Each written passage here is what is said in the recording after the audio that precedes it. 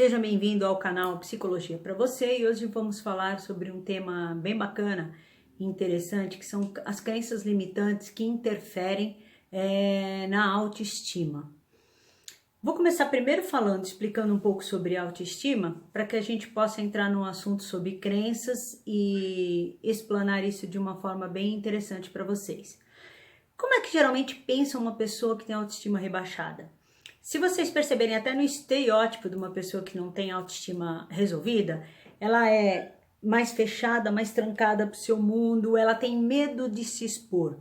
E assim, o que importa para ela é o julgamento dos outros, o que vão pensar de mim, o que vão entender com isso que eu estou falando, né? E essas críticas nunca ela usa de uma forma positiva, transforma em algo bom para ela ou como uma forma de aprendizado. E sim, sempre a derrota e faz com que elas se sintam mais incapacitadas ou, de repente, impedidas de seguir adiante em determinada situação. Como pensa uma pessoa com uma autoestima legal, resolvida? São aquelas pessoas que usam as críticas a seu favor, para um processo de aprendizado, para modificar alguma coisa que não está legal. E assim, o que os outros falam que não lhe interessa, entra por um ouvido, sai pelo outro e tá tudo bem. O que pode aproveitar, aproveita e segue em frente para sempre crescer e melhorar. O que não aproveita, tá tudo bem, tá? O que permeia a autoestima rebaixada? As pessoas que têm autoestima rebaixada, geralmente são três sintomas, né? Ou seja, é o mesmo sintoma dividido. O medo que decepciona, o medo que paralisa e o medo que incapacita. O que é o medo que decepciona? Eu nunca estou preocupada comigo e sim sempre com o outro, se o outro vai se decepcionar comigo. O medo que paralisa é aquele medo que faz com que a pessoa não consiga nem agir diante de uma situação. Ela pensa aquilo, ela simplesmente se trava, se fecha e não consegue nem agir. Portanto, são pessoas que não têm uma satisfação pessoal, profissional, porque elas não conseguem ir adiante. E o medo que incapacita, a mesma coisa, a pessoa não consegue ir para frente porque além de paralisar, ela faz com que ele se sinta incapacitado. Então eu nem me exponho, eu nem vou tentar porque eu sinto que não vai dar para frente, justamente porque eu não sou capaz, tá? Quais são os sintomas da autoestima rebaixada? O que vem acompanhado com esses três tipos de medo que eu disse para vocês? A falta de confiança em si, né? O medo da rejeição, que é o segundo. Timidez em excesso, hábito de se comparar com os outros. Eu sempre falo nos meus vídeos aqui, não se compare a ninguém, ninguém é igual, não vai ser nunca, você nunca vai conseguir ser igual ao outro, você tem que pensar que você é melhor que o outro, tá? Dentro das suas potencialidades, das suas capacidades, das suas habilidades.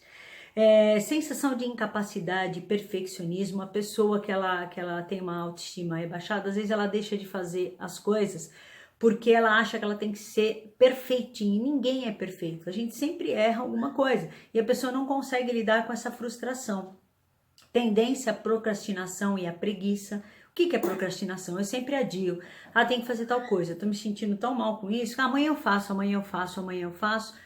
e não consegue fazer nada, né? Então tem um senso de desorganização junto com tudo isso que acontece posteriormente. Dificuldades de reconhecer as suas próprias conquistas. Pessoa com uma baixa autoestima, ela não consegue ver nada de bom que ela conquistou. Ela só consegue valorizar e ter foco para as coisas ruins. Então, esses sintomas acabam, de certa forma, interferindo de forma geral na vida da pessoa. E o que são crenças limitantes e como essas crenças funcionam na nossa vida? São programações mentais que elas foram reforçadas no decorrer da nossa vida. Então depois a hora que eu for dar o exemplo aqui para vocês vão conseguir identificar melhor. E tudo isso sem a gente perceber. Geralmente são crenças que vêm de geração para geração. Então eu tenho, a minha mãe passou para mim, a mãe dela passou para ela e assim vai lá atrás, né? E a gente nem percebe. Tem uma música do Belchior que a Elis Regina gravou, que eu gosto muito, que chama Como os Nossos Pais, que ela fala assim: ainda somos os mesmos e vivemos como os nossos pais. Ela deixa bem claro aí essa questão dessas crenças que a gente vai trazendo, comportamentos que os nossos pais faziam lá atrás, os nossos bisavós, tataravós, e a gente ainda vem repetindo isso, né? Então assim, essas crenças, elas acabam, de certa forma, determinando o seu comportamento, os seus resultados pessoais, as suas emoções e as suas escolhas, né? Me definindo como eu enxergo e como eu percebo o mundo. E o que eu tenho que fazer, né? Em razão disso, como é que eu posso mudar isso? Em primeiro lugar, eu tenho que descobrir quais são as minhas crenças, tá? Ou você descobrir quais são as suas crenças. O que é que realmente você vem repetindo, vem fazendo, que te neutraliza, que te limita e que faz com que sua vida patine o tempo todo. Ou aquela sensação de andar com o freio de mão puxado o tempo todo. Você já experimentou isso? Então procure pensar o que é que faz com que você se sinta assim. E aí o que a gente vai fazer? Transformar as crenças limitantes em crenças fortalecedoras. O que são as crenças fortalecedoras? São aquelas que impulsionam você para a ação. O objetivo sempre é tornar as crenças limitantes em fortalecedora. Enquanto isso passa a ser um processo natural, ou sem que você perceba, o seu objetivo foi alcançado automaticamente. E aí você muda, né? Não é que de repente eu penso numa crença limitante, eu já começo a fortalecer, não. Às vezes eu mudo e nem percebo. Só que tem que ser um trabalho feito dia a dia. Porque é o que eu digo, né? Imagina que essas crenças vêm lá de trás, do seu tataravô, da sua avó, da sua bisavó, e vem vindo e vem vindo forte, vem vindo através dos seus pais, e eles trazem até você. Isso está muito forte, enraizado. Não é uma coisa assim que você vai fazer, pá, mágica, já mudei a minha crença, tá? É um trabalho que tem que ser feito, e se você fizer de forma sequencial, se você colocar isso como um hábito na sua vida, quando você perceber, você está agindo da forma que você sempre gostaria de ter agido, tá? Então, as crenças, a gente tem que pensar que elas se instalam no nosso ser através de padrões mentais e comportamentos aprendidos que a gente não dá conta, que é isso que eu falei lá de trás, do nosso tataravós. Então, eles vão vindo, eles instalam e parece que é uma coisa que é minha, que eu não aprendi, que é minha, que já é minha. Por isso que de repente vem aquela sensação de não posso, não consigo, porque você não consegue imaginar isso como macro, como amplo, que já veio vindo de outras gerações. Você simplesmente assume como seu e assim você vai levando. Sabe aquele complexo de Gabriela, falar síndrome da Gabriela, né? Eu nasci assim, você sempre assim, e você tem gente que morre sem conseguir perceber isso e sem se sentir feliz por não ter alcançado nada na vida, porque a crença realmente o limitou. O importante é, quando você identificar essa crença, é você neutralizá-la. Então, como é que a gente trabalha com essa questão? Você identifica lá um momento, sei lá, eu falei uma frase aqui agora, eu não consigo, né? Que é o que eu vou até dar exemplo aqui na frente. Você vai simplesmente transformar essa frase em algo que é possível para você e vai repeti-la diversas vezes ao dia, principalmente à noite, no momento do que você vai dormir, ficar repetindo essa frase.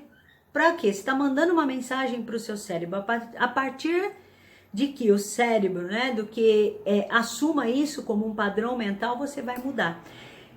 E essas frases, elas têm que estar de forma positiva, sempre no presente de indicativo, né?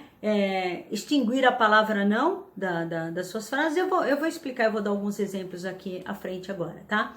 Então, assim, existem 10 tipos de crenças limitantes. Eu vou falar aqui e vou falando a crença limitante e uma possível frase que pode neutralizar ou rebater essa crença limitante e transformá-la numa positiva. Primeira, a gente ouve muito, passei da idade para isso.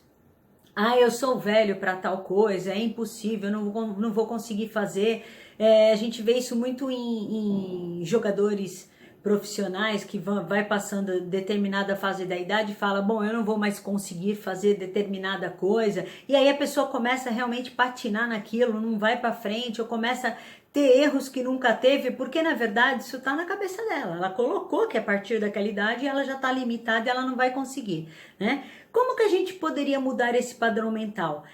De passei da idade para isso, para Sinto-me em condições para... Aí você completa a frase daquilo que é a sua crença. Sinto-me em condições. Percebe que o sinto-me tá dando já uma posição do aqui e agora. Eu tô conseguindo agora. Não é eu vou me sentir em condições. Quando eu coloco eu vou me sentir em condições, eu tô colocando lá no momento futuro. E eu quero para agora. Eu quero que o meu cérebro comece a aceitar a frase a partir desse momento. Eu quero me sentir já.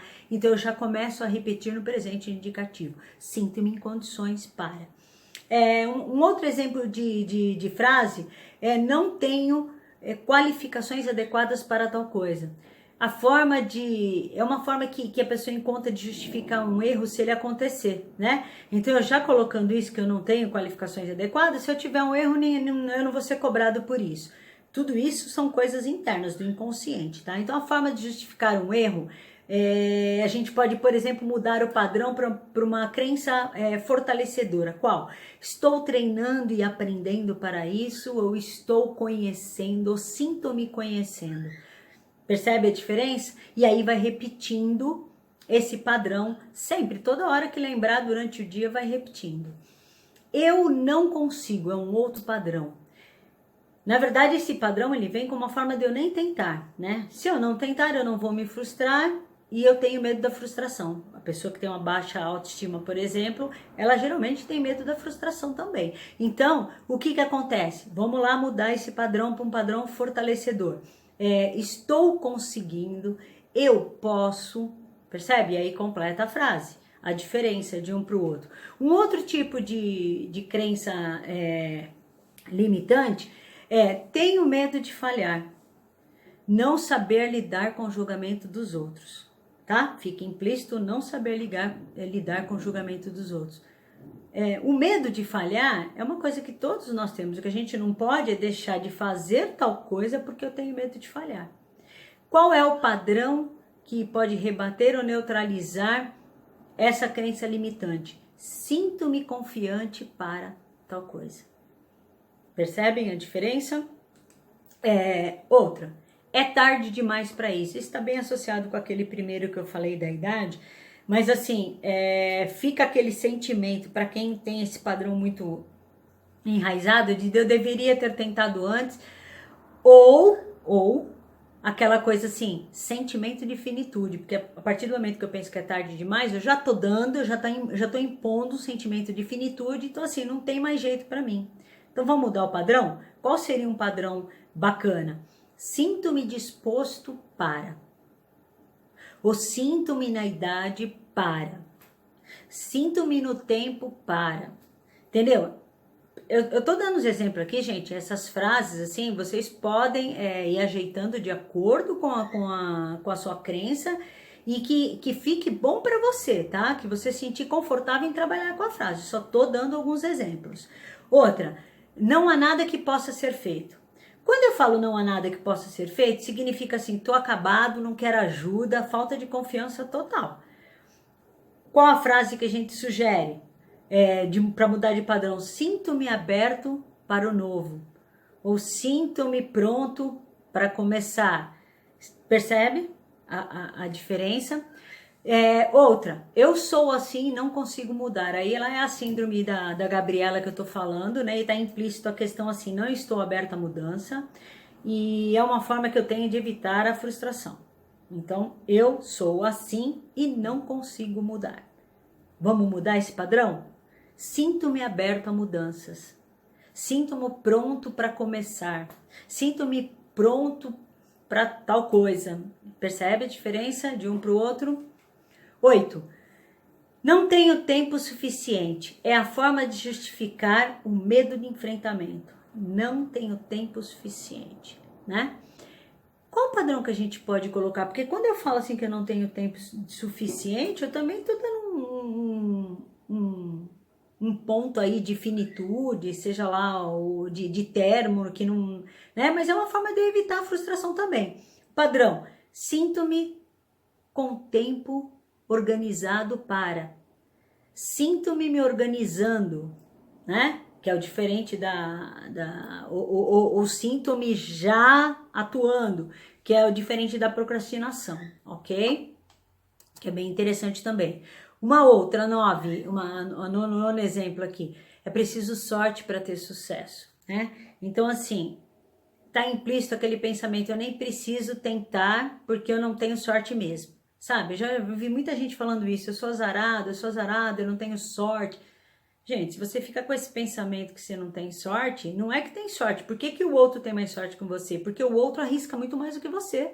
Não é que a pessoa é azarada, ela arrisca muito menos que o outro. Então, a pessoa que tenta 10 vezes, né? Ela tem a probabilidade de ter 50% aí de acerto e você dizer que ela é sucedida porque e você não tentou nenhuma, você não vai ter nenhuma possibilidade, tá? Então, qual o padrão? Sinto-me aberto a oportunidades e conquistas.